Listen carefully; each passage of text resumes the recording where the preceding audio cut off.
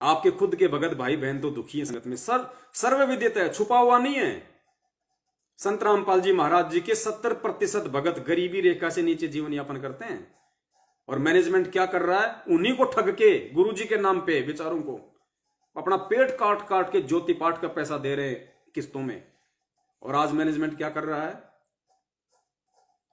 दुनिया को अनाज बांटता फिर रहा है, अखबारों में फोटो निकलाता है। संत रामपाल जी महाराज जी के भगत कोरोना काल में बने मसीहा, लोगों के घर जा जाके, लोगों की झोपड़ियों में जा जाके बांट रहे हैं राशन। वो राशन बांटना नहीं है, वो दान धर्म नहीं है। वो एक तरफ तुमने धोखे से अपने भगत भाई बहनों का पैसा छीना और दूसरी तरफ तुम उन पैसे को बेफिजूल में बर्बाद कर रहे हो। तुम्हारे से कोई मांगने नहीं आया, तुम्हारे से कोई मांगने नहीं आया कि मेरी मदद करो। तुम जा जाके मान बढ़ाई के लिए, अखबार में फोटोएं निकलवाने के लिए जा जाके लोगों की झोपड़ियों में 5-5 किलो आटा देके आ रहे हो। गुरु जी की वाणियों के खिलाफ, भक्ति विधान के खिलाफ अपने कर्म बिगाड़ रहे और आज उस लाखों की संगत के कर्म फोड़ रहे हो, जिन्होंने अज्ञानता में तुम कुपात्रों को ज्योति पाठ और दान का पैसा दिया, जिसका आज तुम दुरुपयोग कर रहे हो। अरे परमेश्वर का विधान है, कितनी बार कहेगा परमात्मा? ज्ञान गंगा में स्पष्ट लिखा हुआ है, अगर कोई भिखारी भी आए आपके घर पे, आपने उसको खाना खिला देना है, आटा नहीं देना। आपके घर में जो कच्चा सामान है रसोई का, वो नहीं देना। बेच देते हैं लोग, भिखारी लोग बेच देते हैं, फिर उसकी दारू पीते हैं, गांजा पीते हैं, सुल्फा पीते हैं। ये गुरु का वचन है, चाहे कोई कितनी ही क्यों ना वो गिड़गिड़ाए कि साहब भिखारी हूं, साहब मेरे बच्चे भूखे हैं, साहब कहां रोटी, साहब दे दो आटा, साहब जाके बनाऊंगा। नहीं, काल इसी प्रकार आपको ठगेगा। ऐसे ही ठगता है काल, रो रो के, ताकि ये मेरे ऊपर दया करे और ये ठगा जाए, दे दे मेरे को। गुरुजी ने कहा कि आटा नहीं देना, दाल वगैरह नहीं देना, चीनी नहीं देना, कच्चा सामान आपने देना नहीं है, चाहे भूखा क्यों ना मर जाए आपके सामने। वो जो विधान आपको गुरुजी ने बताया, भूखे को खाना खिला दो प्रेम के साथ में, जैसा आप खाते उससे भी अच्छा। नगद में नहीं देना उसको, आटा दाल चावल ये नहीं देना, दुरुपयोग होगा, काल ऐसे ही ठगेगा। और तुम क्या कर रहे हो भैया? 5-5 किलो आटे की पैकिंग करते हो, 1-1 किलो दाल की पैकिंग करते हो, चीनी की पैकिंग करते हो, चाय पत्ती की पैकिंग करते हो, और पिकअप में डाल के रोहतक और कुरुक्षेत्र नामदान संचालक पुरुषोत्तम सैनी हरियाणा वाले पिकअप भर भर के और मीडिया वालों को फोन करके कि साहब आ जाओ, आज हम ऐसे ऐसे वहां जा रहे हैं। हो सकता है न्यूज वालों को पैसे भी देते होंगे अखबार में छापने के लिए, और फिर वहां पे वीडियो बनाते हैं, संगत में डालते हैं, ये दिखाने के लिए कि हम कितने बड़े मूर्ख आदमी हैं, हम कितने बड़े महाज्ञानी हैं, जो अपने गुरुदेव की वाणियों के खिलाफ, उनके वचनों के खिलाफ, कि बेटा किसी को आटा नहीं देना, दाल चावल नहीं देना, और हम लोगों को पैकिंग कर करके और उस संगत के कर्म फोड़ रहे हैं, जिस संगत ने 7 साल से हमारे को ज्योति पाठ और दान का पैसा दिया है। गुरुजी ने बताया चाहे कोई कितना ही बीमार क्यों ना हो, उसको दवाई लेके दे दो मेडिकल से, नगद पैसा नहीं देना दवाई के लिए, धोखा खा जाओगे। काल की बहुत बड़ी चाल है यहां पे। गुरुजी ने बताया बाढ़ आ जाए, भूकंप आ जाए, नगद किसी को कोई चीज नहीं देनी, नगद नहीं देनी आपने, कम्बल भी नहीं देना आपने नया खरीद के, वो भी देना है तो आपने पुराना, ताकि वो बेच ना सके। यहां तक गुरुजी ने कबीर सागर के सरलार्थ में, शायद पेज नंबर 425 या कुछ ऐसा है, ध्यान से देख लेना, स्पष्ट लिखा हुआ परमेश्वर ने, नगद नहीं। और पुण्यात्माओं आज क्या हो रहा है? आपके व्हाट्सएप पे वीडियो आ रहे हैं और आप बोल नहीं रहे, यूट्यूब पे वीडियो आ रहे हैं, पिकअप में सामान भरा हुआ कच्चा आटा दाल चावल लोगों को जा जाके बांट रहे हैं, बिहारियों को बंगालियों को जो रहते हैं, और कहते हैं कि संत रामपाल जी महाराज जी के भगत सेवा कर रहे हैं। सेवा नहीं कर रहे, संगत के वो कर्म फोड़ रहे हैं, संगत के कर्म, जिन्होंने ज्योति पाठ और दान का पैसा दिया है, आपकी आंखों के सामने है। यही तो काल की सूक्ष्म चाल है। और होती क्या है, कब समझोगे फिर तुम लोग? यही कारण है कि तुम मर रहे हो आए दिन, कोऑर्डिनेटर तक मर रहे हैं, नामदान संचालक तक मर रहे हैं, सारनामी तक मर रहे हैं कोरोना से, महामारी से।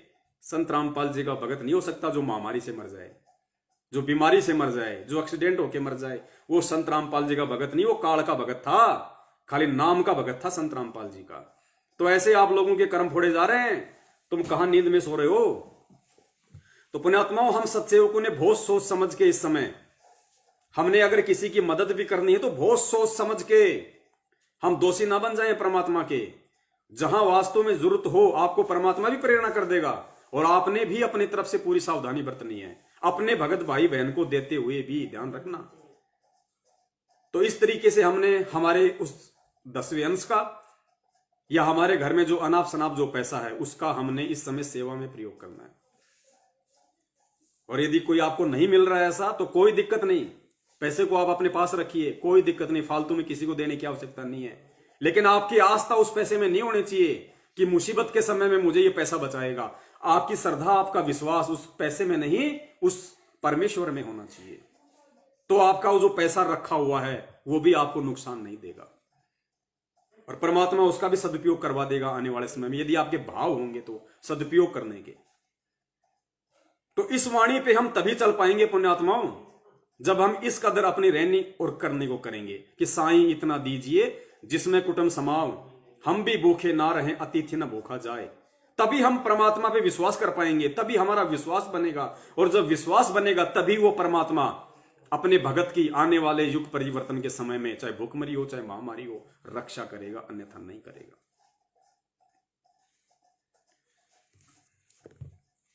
तो पुण्यात्माओं, इन चीजों को हमने बहुत ही गहनता से लेना पड़ेगा, और इन काल की सूक्ष्म चालों को हमने समझना पड़ेगा। अब अभी तक जो बातें हुई हैं वो दास ने आपको वर्बली बोली है, लेकिन दास की बोली हुई बातों का आप पे असर नहीं होगा, उतना नहीं होगा जितना होना चाहिए। तो इन बातों का असर हम पे हो कि वास्तव में ऐसा ही है, और ऐसा करेंगे तो ही हमारे साथ ऐसा होगा।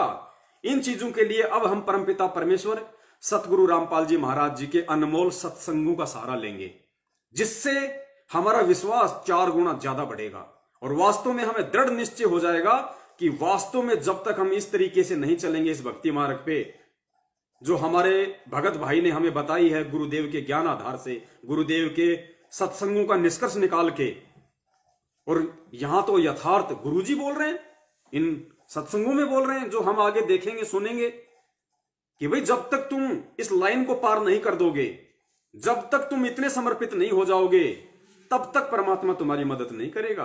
भक्ति कर रहे हो उसका मिल जाएगा प्रतिफल, कोई दिक्कत नहीं।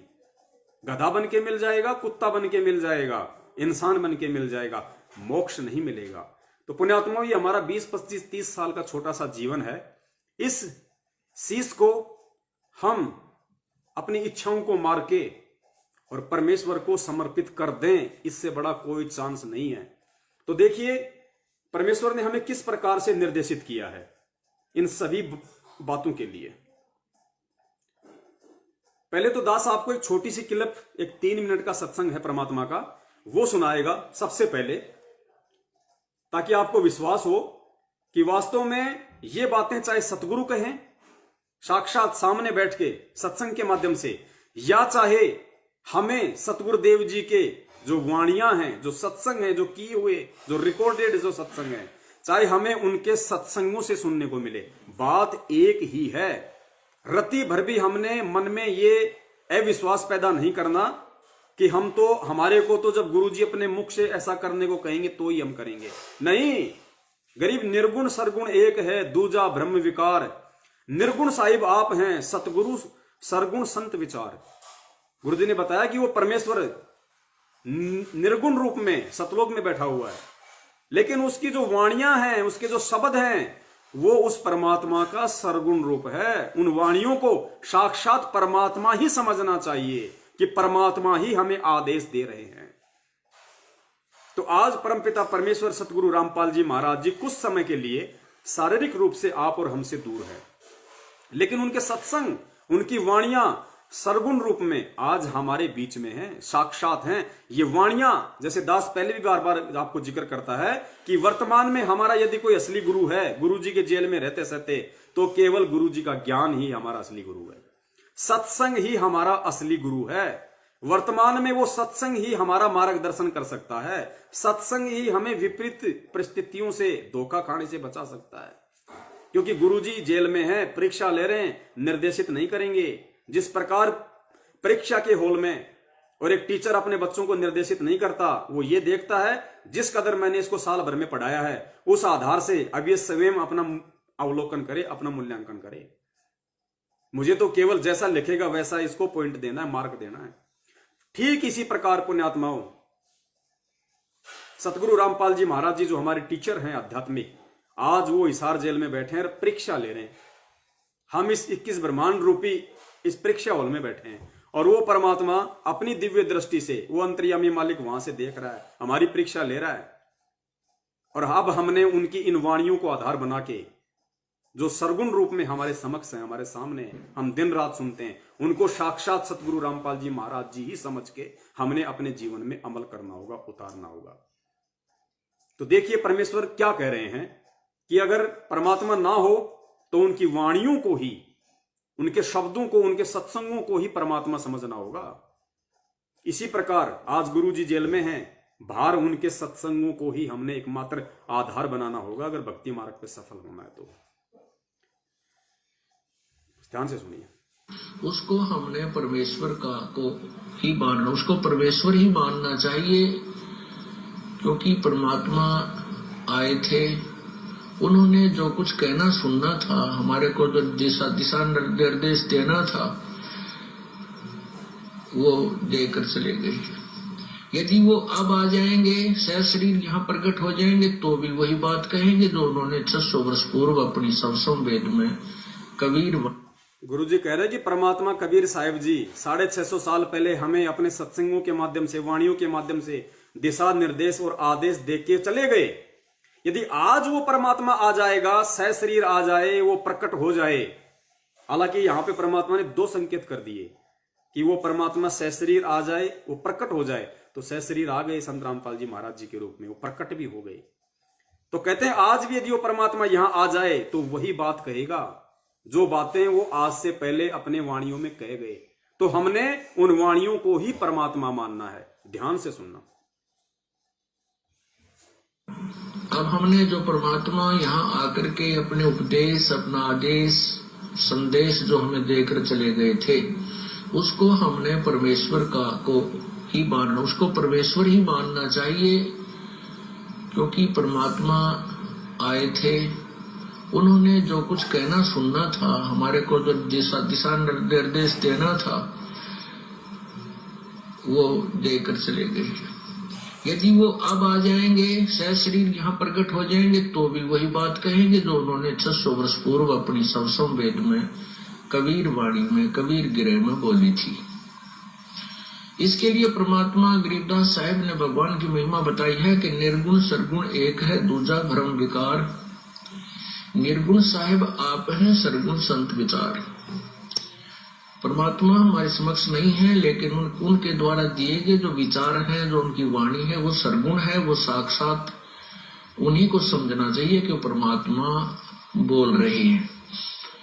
अब हम ये दास तो एक लाउड स्पीकर समझो। आप जी के समझ में आ गया होगा कि चाहे सतगुरु साक्षात बैठ के सत्संग करे, चाहे सतगुरु की वाणियां हमें निर्देशित करे, आदेशित करे, दोनों एक ही हैं, अलग नहीं समझना चाहिए। तो आगे हम देखेंगे कि सतगुरु किस प्रकार आज हमें अपने सत्संगों के माध्यम से निर्देशित कर रहे हैं, उन बातों के लिए जो बातें परमात्मा ने अपने दास के मुख से आप जियों तक पहुंचाई।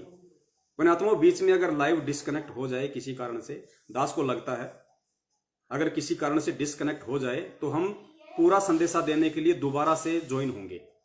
दास दोबारा से ज्वाइन होगा, तो आप जी भी वापस जुड़ जाना यदि ऐसी नौबत आ गई तो।